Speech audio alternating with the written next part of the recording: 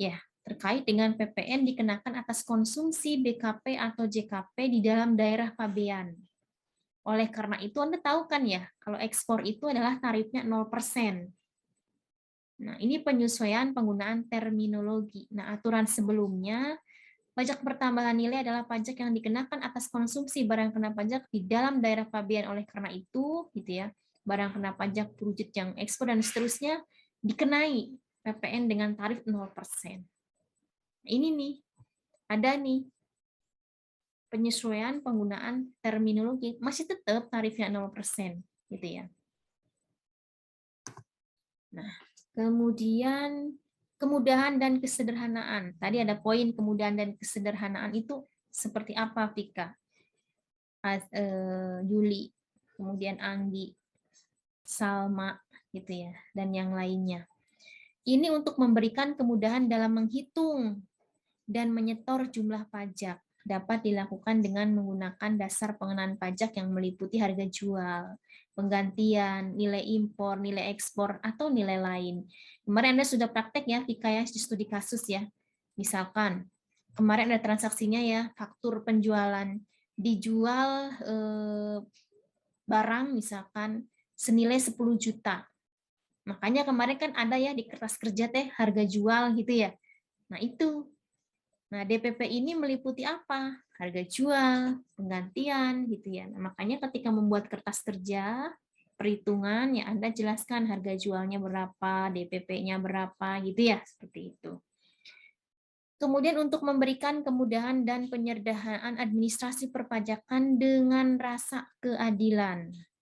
PKP dapat menghitung dan menyetor jumlah pajak dengan cara menggunakan besaran tertentu serta dengan mekanisme yang disederhanakan bagi PKP yang peredaran usahanya tidak melebihi jumlah tertentu dan yang melakukan kegiatan usaha tertentu.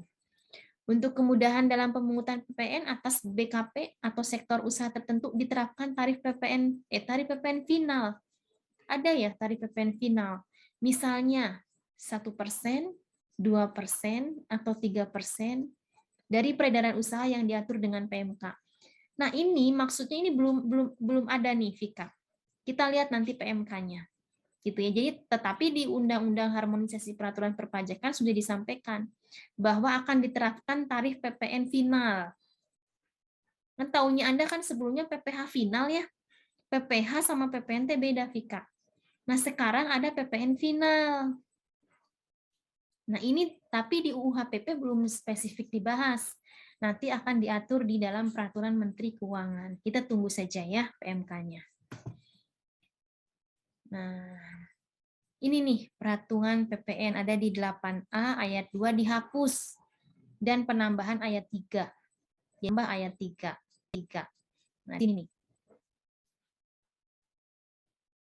Pajak pertambahan nilai, Anggi, yang terhutang dihitung dengan cara mengalihkan tarif PPN dengan dasar pengenaan pajak yang meliputi harga jual, penggantian nilai impor, nilai ekspor, atau nilai lain.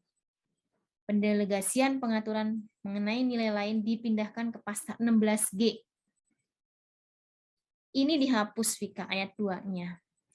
Pajak masukan yang dapat diperhitungkan PPN terutang menggunakan DPP berupa nilai lain dapat dikreditkan. Ini penambahan nih. Ini penambahan, hati-hati ya. Ini contohnya pemakaian sendiri BKP, penyerahan media rekaman, penyerahan film cerita, dan seterusnya. Aturan sebelumnya, ketentuan mengenai nilai lain diatur dengan atau berdasarkan PMK. Ini langsung ya, ada di pasal 3-nya. Sebelumnya enggak. Pajak masukan yang dalam penghitungan PPN terutang menggunakan DPP berupa nilai lain tidak dapat dikreditkan. Nah, ini aturan sebelumnya. Ya, seperti itu. Sedikit lagi ya. Nah, di sini contoh perhitungan PPN. Ini contoh perhitungan PPN pasal 8A. Ya. Contohnya, penerapan tarif 12%.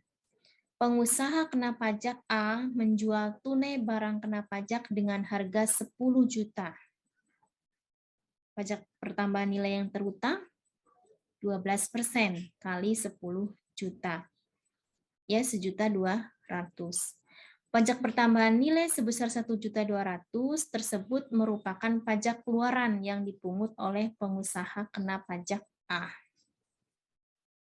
Gitu ya. Jadi kalau PKPA, toko A gitu ya, dia menjual berarti sebagai pajak keluarannya. Berarti yang mungut ya pajak A.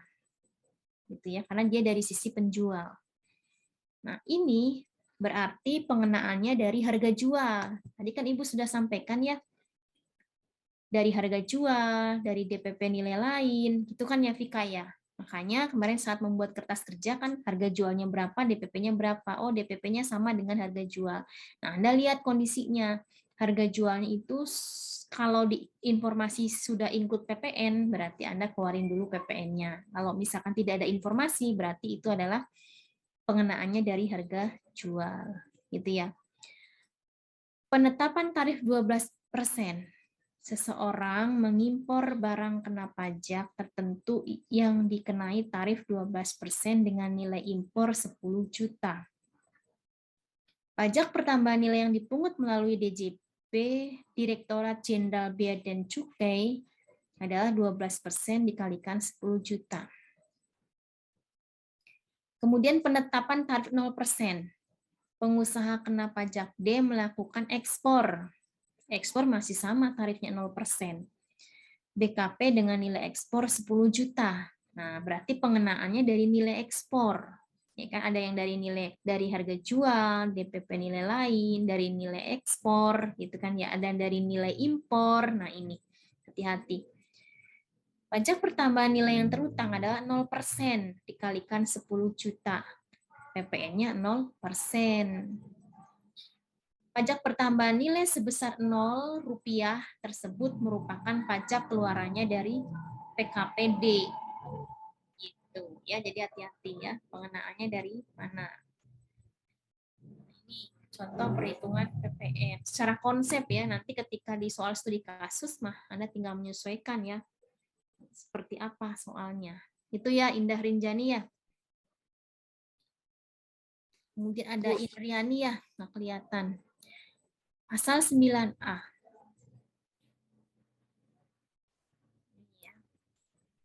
Indah Rinjani nih. Pengusaha kena pajak dengan ketentuan mempunyai peredaran usaha dalam 1 tahun buku tidak melebihi jumlah tertentu, melakukan kegiatan usaha tertentu, dan seterusnya. Atas pajak masukan perolehan BKP, JKP impor BKP, dan pemanfaatan JKP BKP tidak terwujud oleh PKP tersebut tidak dapat dikreditkan. Contohnya, penyerahan jasa pengiriman paket, penyerahan jasa biro perjalanan wisata, transportasi freight for wedding. Kemarin ya, Vika ya, di soal yang kita bahas kan ada ya freight for wedding ya. Nah ini. Kemudian juga freight chairs. Nah ini. Sudah diatur. Nah, sekarang mengenai pengkreditan pajak masukan. Sedikit lagi kita selesai. Sampai dengan slide 32. Pengkreditan pajak masukan ini itu apabila dalam suatu masa pajak PKP melakukan penyerahan yang terutang pajak dan PM-nya dapat dikreditkan. Jadi tadi kan ada ya aturannya yang tidak dapat dikreditkan ya. Kita ngikuti yang tidak dapat dikreditkan tidak bisa dikreditkan. Dan juga melakukan penyerahan terutang pajak dan PM yang berkenaan dengan penyerahan tidak dapat dikreditkan apabila bagian penyerahan yang terutang pajak dan PM yang dapat dikreditkan dapat diketahui dengan pasti dari pembukuannya. Jumlah PM yang dikreditkan merupakan PM yang berkenaan dengan penyerahan yang terutang pajak dan PM-nya tidak dapat dikreditkan. Nah, ketika menghitung Anda buat kertas kerja, nanti di situ akan terlihat jumlah PM yang tidak dapat dikreditkan. Jadi kita list berdasarkan dengan aturan yang berlaku. Gitu ya. Nah, apabila dalam suatu masa pajak PKP melakukan penyerahan yang terutang pajak dan PM yang berkenaan dengan penyerahannya dapat dikreditkan dan juga melakukan penyerahan yang terutang pajak dan PM yang berkenaan dengan penyerahannya tidak dapat dikreditkan dan seterusnya. Ya. Ini nanti Anda bisa buka dan pahami lagi. Ini nih, pasal 9 ayat 5. Apabila dalam suatu masa pajak pengusaha kena pajak melakukan, nah, dalam penyerahan yang terutang pajak dan pajak masukan yang berkenaan dengan penyerahan yang dapat dikreditkan, dan seterusnya. Ini aturan sebelumnya ya. Apabila dalam suatu masa pajak PKP selain melakukan penyerahan yang terutang pajak juga melakukan penyerahan yang tidak terutang pajak sepanjang bagian penyerahan yang terutang pajak dapat diketahui dengan pasti dari pembukuannya. Jumlah pajak masukannya yang dapat dikreditkan adalah pajak masukan yang berkenaan dengan penyerahan yang terutang pajak. Nah, ini dapat diketahui ya kalau di pasal 9 ayat 5. Dapat diketahui dengan pasti dari pembukuannya. Jumlah pajak masukan yang dapatkan merupakan pajak masukan yang berkenaan dengan penyerahan. Ini ya. Nah, kemudian contohnya, nanti ini Anda bisa baca sendiri ya. Contohnya, satu ya Ibu sampaikan. Penyerahan yang terutang, pajak dan pajak masukannya dapat dikreditkan dengan harga jual 25 juta rupiah dengan pajak keluaran 3 juta rupiah dengan asumsi pengenaan tarif normal sebesar 12%. Ya. Dan seterusnya. Nanti Anda bisa baca ya.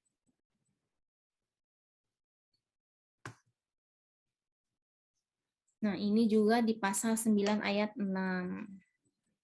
Ya. Jadi ini yang di UHPP yang di atas ya.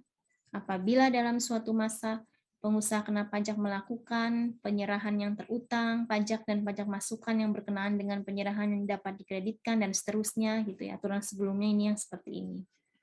Nanti Anda bisa baca lagi ya. Kemudian contohnya ya, ini juga ada ya. Contohnya PKP melakukan 3 macam penyerahan. Nah, ini nanti Anda bisa baca.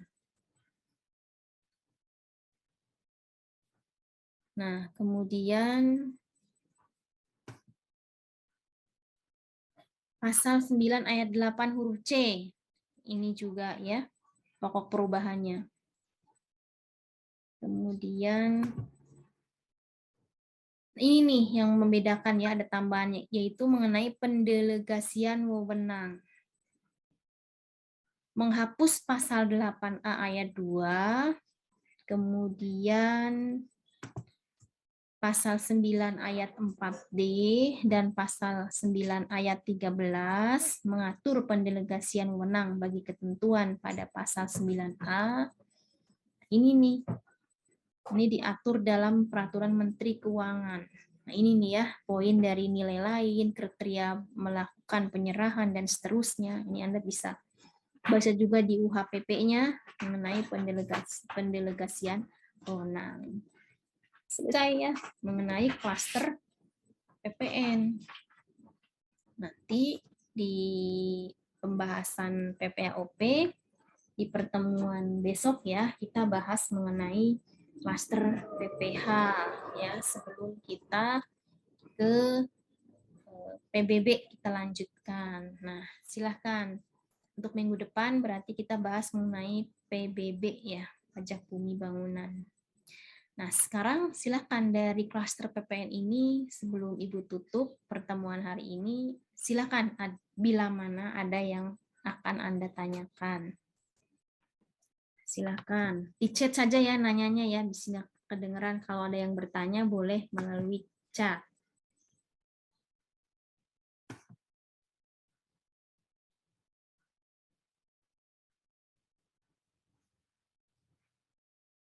Ada yang mau bertanya? Kalau belum ada yang bertanya, boleh pertanyaannya disimpan untuk minggu depan atau untuk tanya di WA juga boleh. Bu mau bertanya, tapi lewat chat aja, Bu ya? Ya, silakan via chat saja.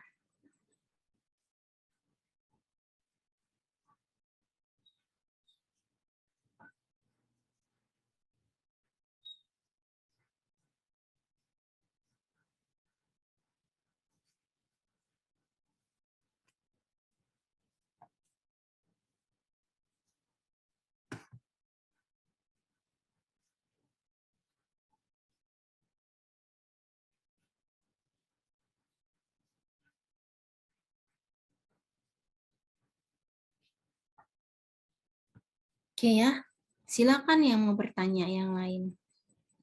Boleh melalui Bu, chat. mau bertanya, tapi bukan yang tadi dibahas, Bu. Oh iya, boleh. Soal yang Di chat kemarin. aja, biar jelas di chat aja ya.